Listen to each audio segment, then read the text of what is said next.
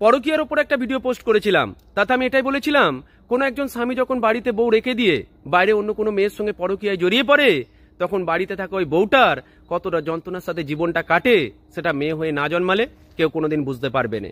সেই ভিডিওর কমেন্ট বক্সে একটা ভাই আমাকে লিখেছে, শুধু ছেলেরাই কি পরকীয়ায় জড়িয়ে পড়ে, বাড়ির বউরা পরকীয়া করে না? তুমি কেন ছেলেদেরই দোষটা সবসময় দেখতে পাও? দেখো ভাই, পরকীয়া মানেই অন্যায়।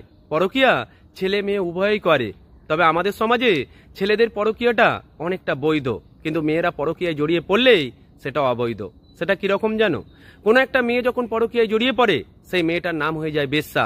সমাজের মানুষ কিংবা মেয়েটার নিজের বাবা মা পর্যন্ত মেয়েটাকে পর করে দেয়। কিন্তু কোনো একটা ছেলে যখন, কোনো একজন স্বামী যখন বাইরের কোনো মেয়ের সঙ্গে পরকীয়ায় জড়িয়ে পড়ে, তখন কিন্তু সমাজের মানুষ এটাই বলে যে ওর বউ হয়তো ওকে সুখ দিতে পারছে না, কিংবা ওর বউয়ের কাছে প্রকৃত সুখ পাচ্ছে না বলেই অন্য মেয়ের কাছে সুখ খুঁজতে গেছে।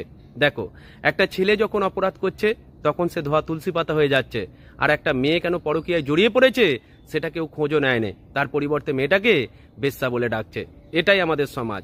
আমাদের সমাজে মেয়েদের ভুলটাকে খুব বড় করে দেখা হয়। ওই ভুলটাই ছেলেরা করলে সবাই পাশ কাটিয়ে চলে যায়, তখন ছেলেটার ভুল কেউ দেখতে পায় না।